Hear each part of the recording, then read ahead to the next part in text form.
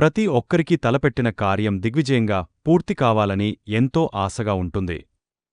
అయితే కొందరు ఎంతో శ్రద్ధాసక్తులతో పనులు మొదలుపెట్టినా ఏవో అడ్డంకుల వల్ల పనులు ఆగపోతుండటం లేదా పని అసలు మొదలవ్వక వెక్కిరించడం జరుగుతూ ఉంటుంది. అలాంటి వాళ్లు ఏమి చేయాలో తోచక చాలా సంఘర్షణ అనుభవిస్తూ ఉంటారు.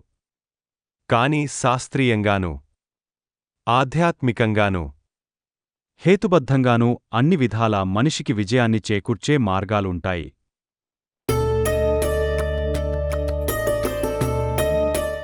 అలాంటిదే హనుమాన్ కార్యసిద్ధి మంత్రం. మంత్రంలో హేతుబద్ధం శాస్త్రీయం ఏమిటని ఎగతాళి చేయకండి.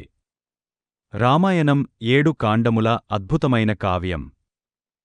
ఇందులో ప్రతి కాండంలో సర్గలు ఉంటాయి. ఈ సర్గల్లో మళ్లీ శ్లోకాలు ఉంటాయి. ఇలా మొత్తం 24,000 శ్లోకాల సమ్మేళనమే రామాయణం. ఈ రామాయణంలో సుందరకాండ 5వది మరియు చాలా ప్రత్యేకమైనది.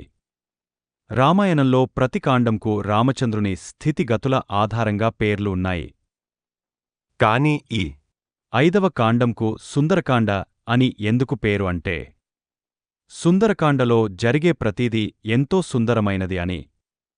అందుకే సుందరకాండ అనే పేరు పెట్టారని వాల్మీకి మహర్షి చెప్పారట. ఈ సుందరకాండలో హనుమంతుడు సీతను వెతుక్కుంటూ సముద్రాలు దాటి లంకలో ప్రవేశించి అశోకవనంలో ఉన్న సీత దగ్గరకు వెళ్లిన సందర్భంలో శోకంలో ఉన్న సీతాదేవి హనుమంతుడికి ఒక కార్యసిద్ధి మంత్రాన్ని ఉపదేశిస్తుంది. త్వమస్మిన్ కార్యనిర్యోగీ ప్రమాణం హరిసత్తమా హనుమాన్ యత్నమస్తాయ దుఃఖక్షయకరో భవ. త్వమస్మిన్ కార్య నిర్యోగే ప్రమాణం హరిసత్తమ హనుమన్ యత్నమాస్థాయ దుఃఖక్షేకరో భవ. సుందరకాండలోని 39వ సర్గంలో 5వ శ్లోకంగా ఉన్న ఈ మంత్రంను సీతాదేవి హనుమంతుడికి చెబుతూ, హనుమా, నేను చాలా దుఃఖంలో ఉన్నాను.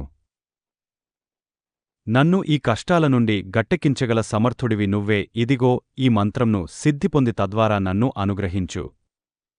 ఇది నీవల్లనే సాధ్యమవుతుంది అని చెప్పిందట.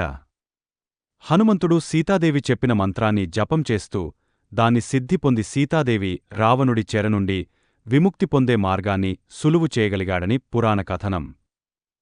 అందుకే ఆ మంత్రాన్ని హనుమాన్ కార్యసిద్ధి మంత్రంగా చెప్పుకుంటున్నారు. దీన్ని ప్రతిరోజు 108 సార్లు 40 రోజులపాటు చెప్పుకోవడం వల్ల అనుకున్న పనులు సక్రమంగా జరుగుతాయి. ఇక హేతుబద్ధంగా మరియు శాస్త్రీయంగా చూస్తే ఒక మంత్రాన్ని ఓపికగా 108 సార్లు ప్రతిరోజు చెప్పుకోవడం వల్ల మనిషిలో సంకల్ప సిద్ధి పెరుగుతుంది, ఓర్పు ఎక్కువ అవుతుంది. ఇక రామాయణంలోని మరియు మనం చెప్పుకున్న హనుమాన్ కార్యసిద్ధి మంత్రం సంస్కృత శ్లోకం.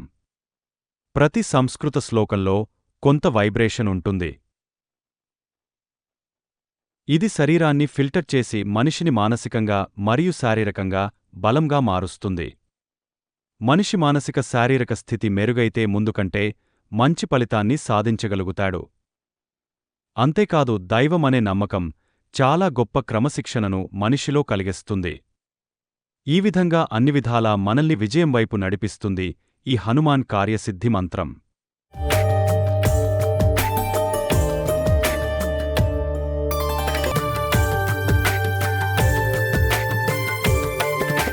త్వమస్మిన్ కార్యనిర్యోగీ ప్రమాణం హరిసత్తమా హనుమాన్ యత్నమస్తాయ